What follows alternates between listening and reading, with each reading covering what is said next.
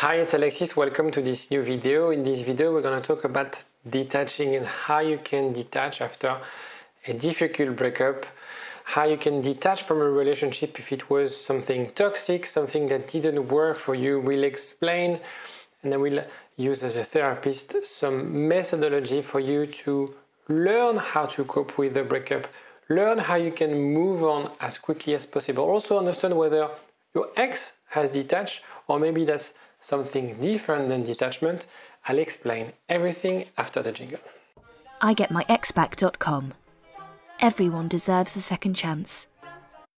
First of all, what is detachment? My definition, you might find other definitions, but my definition is really about emotional independence, resilience, understanding self-worth, and decision making that are unbiased. Usually, people after a breakup, they have all of these wrong. They feel that they need that person in their life emotionally to meet their emotional needs. They feel they won't be able to overcome this difficulty.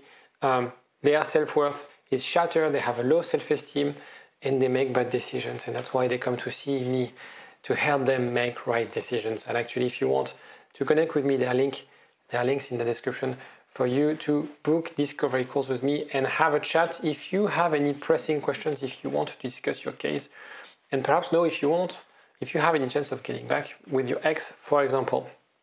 The quote below is about, I think it's from Buddha, attachment is the source of all suffering. Detachment is the path that leads to contentment. Obviously, this is around life, but you can use this and apply it to relationship. Not because relationships don't matter, but it's the idea of being overly attached to the principle of the relationship, thinking that you need this to survive makes you less resilient because you depend on something and you depend on this thing in an unhealthy way. Let me know in the comment section if you've heard about this quote. I think it's a very good mantra in all aspects of life, whether it's material position, status, your career, and so on and so forth. And I think it applies as well on relationship.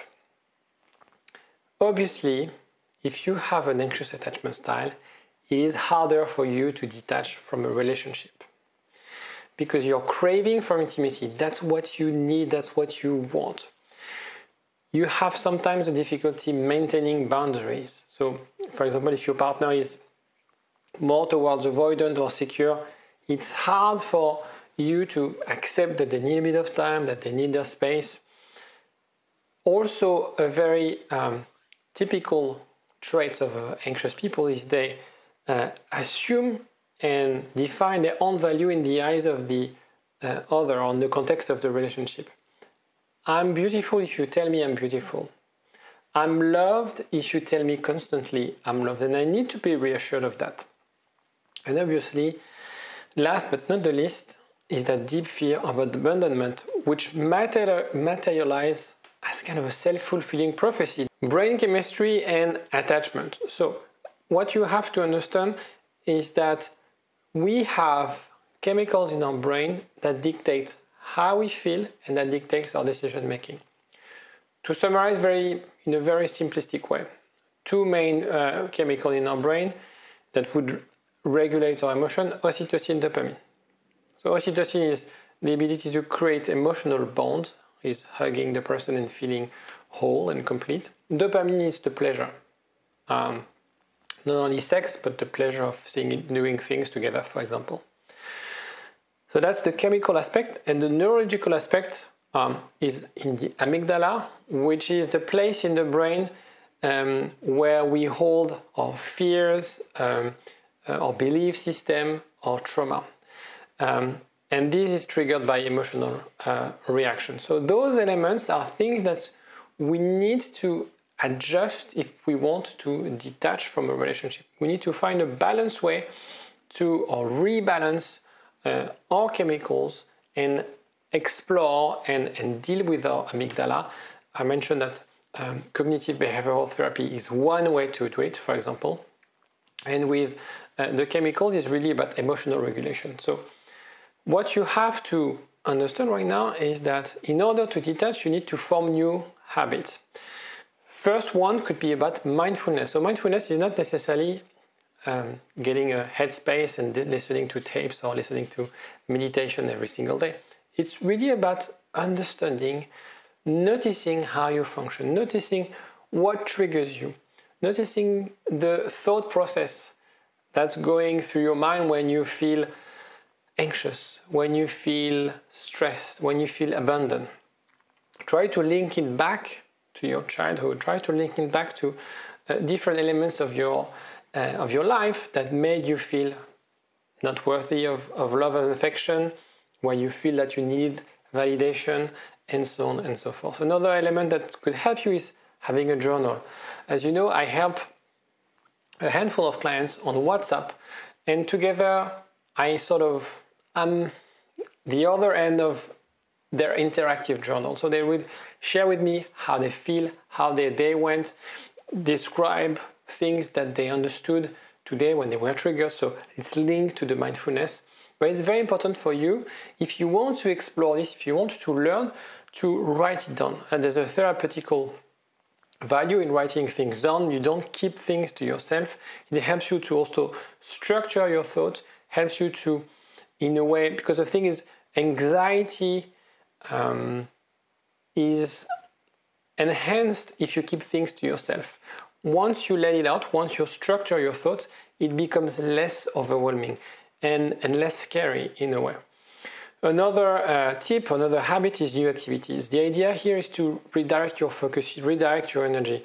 We discussed about dopamine and oxytocin. It's finding ways for you to find activities that you enjoy, doing things with people. It's really readjusting. When you feel it's hard for you to detach from a relationship, very often it's because that partner, that primary attachment figure, is the only thing that provided pleasure in your life, that provided satisfaction in your life. And it shouldn't be like this. Regardless whether you get back with your ex, regardless whether you're single or in a relationship, it's important to have a balanced social life, having friends, and maintaining a good relationship with your family, your me time as well, and the relationship. And so a relationship needs to be plural. Yes, you have loving relationship, but it's relationships. And that's why it's important for you to surround yourself with positive people. And right now, one of the best decisions maybe you can make is to remove people who are toxic, who are negative, who don't support you. Sometimes we are people pleasers and we hang out with people because they give us a sense of, validation. But in a way, they're not very positive with us. They're not very supportive. Remove these people from your life. Maybe temporary, but remove them from your life. That's one of the best way for you to detach. Another very element is you need to address fear directly. This is very hard in a way, but that's so beneficial. You need to recognize and label abandonment. When I say recognize and understand the root cause, as I discussed before, looking at what we would call the internal working models in attachment theory. You need to challenge your negative thoughts. One of the key aspects of mindfulness, of therapy, when you're anxious, is to accept or to understand that it's not because you're thinking about something that it's true. It's not because you're convinced or that you're convincing yourself about something that is true. Right? We tell ourselves lies every single day. And so when we lack confidence, when we have a low self-esteem, when we feel really bad about ourselves, we feel this is reality. That's only your reality. And another tip that I didn't mention, but it's linked to surround yourself with positive people. I'm pretty sure that people around you have a better perception of you. They see you in a better way. They see you having a higher value, if we can say people have value, than you do. So it's very important for you to have that conversation with people. also, have a therapist or someone to help you structure this work. Right now, you're watching this video. You're trying to learn. It's confusing. There's a lot of things to learn. There's a lot of things to master and to adapt. But if your ex is an avoidant partner, for example, they don't have the courage to face their fear. When there's a negative emotion, when there's something difficult, they'll avoid. They run away. They distract themselves. Okay? I used to do that for years. And I thought that was an amazing coping mechanism. But it's a maladaptive coping mechanism. Because when you are in a relationship, when you have to deal with things, it's important to look at them in the eye. Face them, analyze them, and learn from them. And that's what you're doing right now. So remember this. Remember that you have the courage to do this work. And then obviously it's about building a secure base. So starting with self-awareness, your personal triggers, what triggers you, why you're triggered by this kind of element, what's the rationale, what's the story behind this. Self-worth, recognizing that you're valuable, and you're valuable outside of the context of a relationship. So that's why it's important to, as I discussed, strengthen your friendship and family ties. And finally, reframe internal working models. So it's something that we do in therapy. If you have any questions on that, let me know in the comment section or check on the links in the description. You'll find a link to book a call with me and I will discuss and we have a session if you are interested. Also, I forgot to mention, if you want to support my work and want these videos to be shared across more people, more broadly, don't hesitate to like and subscribe. That does help me a lot. Embracing growth and change, that's why I do this job that I love, is because it's about growth and it's about change, and it's a wonderful, magnifique, it's in French, it's a wonderful thing to help people. In a way, I don't do the work, but I help you on this journey. And breakups have this ability. Unfortunately, it's a painful way to do that. An opportunity for self-discovery. You have to understand that change is part of our life. We have ups and downs. Right now, it's probably one of the most difficult parts of your life. And also need to understand and nurture a form of optimism for future relationship. This event, this phase in your life is temporary. You can change the story you tell yourself. Remember, maybe 1 week, 1 month before you guys broke up, you were in a different state of mind, and today you don't feel the same and you're the same person. Perhaps you're doubting that you can date someone anymore. Well, you dated your ex before, so you can find someone. And I can find hundreds of examples of clients who didn't necessarily get back with their ex, but found love. And found love in a way that is more constructive. Found love because this time they were not attracted by the insecurities, by the inconsistencies of their partner, but by a secure base. They understood that this person could connect with me at a deeper level. Remember that you're doing the work right now. And they don't.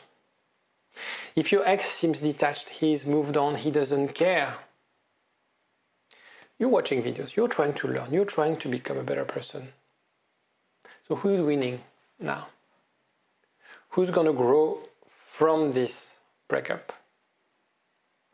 Yes, that's you.